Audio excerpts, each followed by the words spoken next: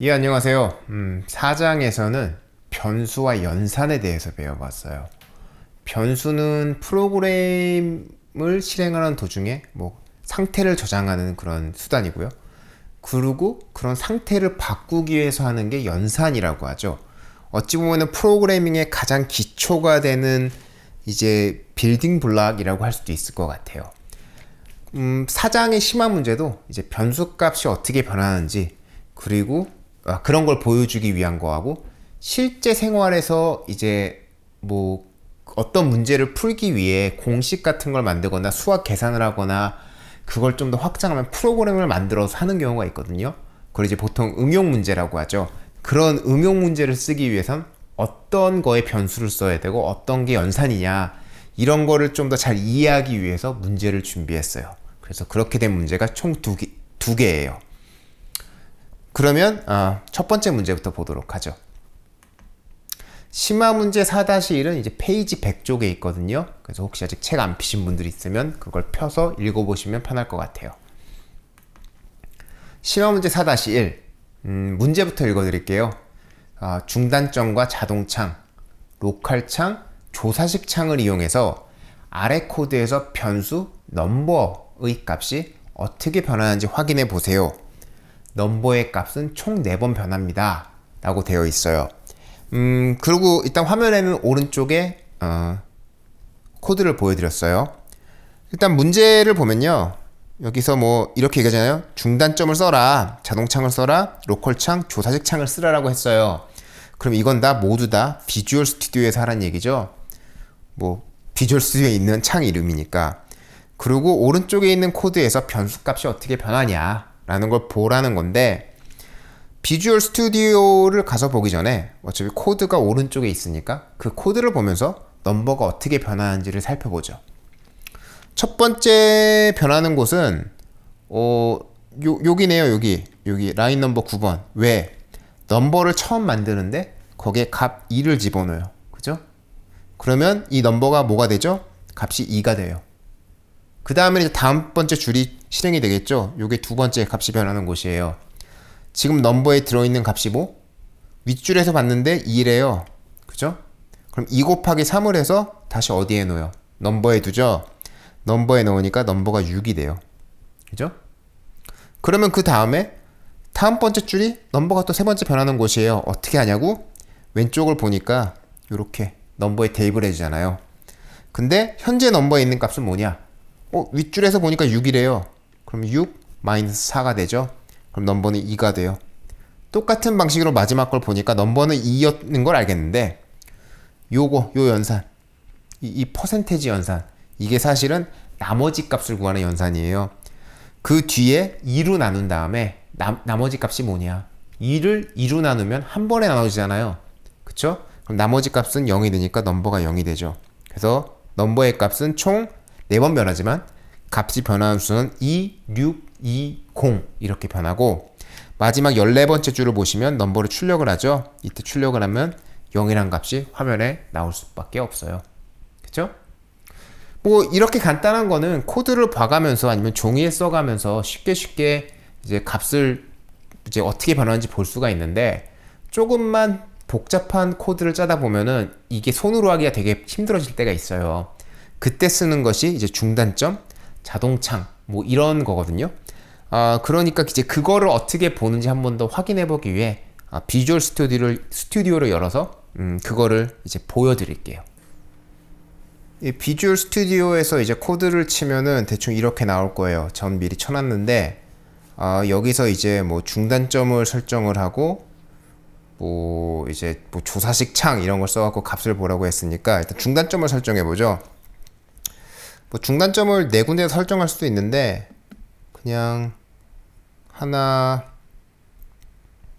둘, 셋, 넷 요렇게 해놓죠. 그냥 요 가운데 거 라인 10번에는 그냥 중단점을 설정 안 했어요. 하나 보여드리기 위해서. 그러면 이제 빌드를 해야겠죠. 빌드하고 이제 빌드 하면은 빌드가 끝났다고 나와요. 성공했다 이러죠. 그럼 이제 실행을 해보면 되겠죠. 디버그를 가서 디버깅 시작. 여기 있죠. 요걸 누를게요. 눌렀어요. 프로그램이 잠깐 뜨더니 뭔가 실행이 됐네요. 그러면 뭐 자동, 로컬, 조사식 이런 게 나오죠. 일단 로컬을 보니까 넘버가 지금 0이라고 돼 있어요. 그죠? 자동을 보니까 그 이유는 아직 요 라인이 실행이 안 됐기 때문에 2를 대입을 하질 않은 거죠. 그죠? 그래서 넘버는 0이라고 나오고, 똑같은 걸 로컬에서 볼게요. 로컬도 자동하고 똑같이 나오네요. 그냥 넘버가. 그래서 이건 똑같이 보시면 되고, 조사식 같은 경우는 아무것도 안 들어가 있죠. 그럼 여기다가 난 넘버에 들어간 값을 보고 싶어 라고 넘버 이렇게 쓰면은 엔터. 그러면 이제 0을 보여줘요. 이렇게. 그죠? 그럼 그 다음 줄로 가야 되는데, 이제 여기 있는 계속 버튼을 누르면은 이 다음 줄로 가지 않고 그 다음 중단점 있는 데까지 가요. 근데 저는 10번째 줄에 가서 9번째 줄에서 뭐가 들어갔는지 보고 싶은 거거든요. 그럴 경우에는 여기 디버그 메뉴에서 봅시다. 여기 이렇게 F10으로 나와 있는 거 있죠. 뭐 프로시저 단위 실행 이런 게 나와 있는 거, 요거를 딱 눌러주시면 그 다음 줄로 곧바로 가요. 어디 가나 볼게요. 그쵸? 요 노란 게 지금 여기가 이제 다음에 실행될 그 명령어다 라고 보여주니까 9번 실행되고 10번은 아직 실행이 안 됐다고 알려주는 거예요. 그럼 값을 보면은 조사식 보니까 넘버가 2가 됐네요. 그쵸? 요 9번째 줄에서 2를 대입했으니까 똑같은 걸로 로컬도 그렇게 되고요. 2, 그죠? 그리고 자동으로 가도 똑같이 2로 보여줘요. 그럼 요번에는 다음 줄로 가고 싶은데 이미 여기 중단점을 걸어놨잖아요. 요번에는 계속 버튼을 누르면 바로 11번 라인에 가서 멈출 거예요. 그리고 지금 넘버가 바뀌었다고 이게 빨간색으로 불이 들어오죠. 그 폰트 자체가. 왜냐면은 넘버가 2였으니까 2 곱하기 3을 하면은 6이 된 거죠. 넘버는 지금값이 6이에요. 아니면은 마우스를 그냥 올려놔도 넘버 위에 지금값이 6이라고 나와요. 어디를 가도 6이라고 나와요. 지금값만 보여주는 거니까. 이렇게.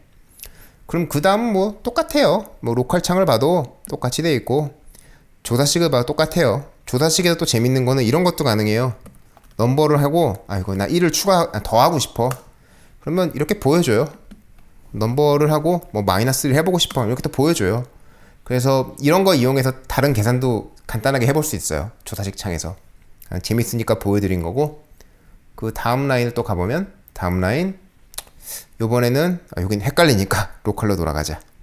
2, 그죠? 2가 됐다고 나오죠? 여기 보면 왜냐면 아까 6이었는데 4를 빼니까 2가 되니까. 그리고 다음으로 가면은 이제 2 해서 나머지를 구하는 거잖아요. 2로 나눈 다음에. 그럼 다시 한번 계속을 눌러 볼게요. 저희는 이게 0이 될 거라고 생각을 하고 있죠. 0. 그죠? 그러면은 이제 0이 된 거예요. 그리고 화면에 출력하면은 0이 나올 거예요. 근데 뭐 제가 이거는 그냥 대충 꼼수로 알려드리는 건데, 여기서 재밌는 것도 할 수가 있어요.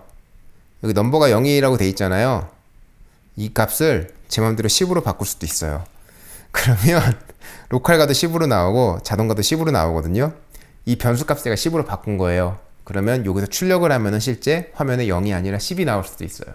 그래서 이런 조사식 창, 로컬 창, 자동 창 이용해서 되게 다양한 걸 할 수 있다는 걸 좀 보여드리고 싶었고, 그리고 이런 거를 잘 익히시고 잘 볼 줄 알아야 내가 코드를 잘못 짰을 때 어떻게 됐는지도 쉽게 알 수가 있는 거죠. 그럼 비주얼 스튜디오는 이 정도로만 볼게요. 이걸로 10만 문제 4-1도 풀어봤습니다. 두뇌 속으로 아니면 종이에 써가면서 값을 따라하는 것도 해봤고, 비주얼 스튜디오를 따라하는 것도 해봤죠. 뭐 경우에 따라서 본인한테 더 편한 거, 본인한테 더 빠른 거 골라 하시면 돼요. 실제 이렇게 변수값 변하는 거 보는 거는 프로그래밍 하다가 꽤 많이 하게 되는 일이에요. 왜? 인간은 실수를 만드는 동물이기 때문에 저희가 코드를 짜다 보면은 언제나 실수를 해요. 그러면 생각했던 대로 안 도네? 그러면 그거를 이제 한 단계 한 단계씩 따라가 보면서 이제 이 값이 여기서 이렇게 잘못 변했구나. 그러면 요 위에 연산을 내가 뭔가 잘못했구나. 이런 걸 찾아가는 과정이거든요. 뭐 이런 거를 디버깅이라고도 하고, 이런 게 솔직히 프로그래밍 하다 보면은 많이 하는 부분이에요. 뭐 그럼 이쯤이면은 뭐 변수값 변하는 거는 충분히 알아본 것 같고, 이제 10만 문제 4-2로 넘어가서 조금 더 재밌는 응용 문제를 한번 풀어보도록 할게요.